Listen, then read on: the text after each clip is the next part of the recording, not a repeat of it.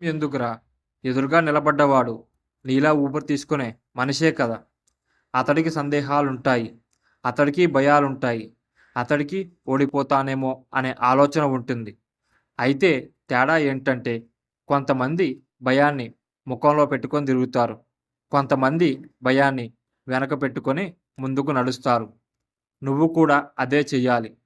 భయానికి తల వంచి కాదు, తల ఎత్తుకొని ఎదుర్కొని బ్రతకాలి. లోకం పెద్దది కాదురా! మన భయాలే దాన్ని పెద్దదిగా చూపిస్తాయి. మనసు బలంగా ఉంటే ఎదురుగా ఉన్న ఏ మనిషైనా సరే నీకంటే పెద్దవాడు కాదు. ఓడిపోతానేమో అని ఆగిపోతే నిజంగా ఓడిపోతావు. ప్రయత్నించి ఓడిపో. అది ఓటమి కాదు. ఒక అనుభవం అవుతుంది.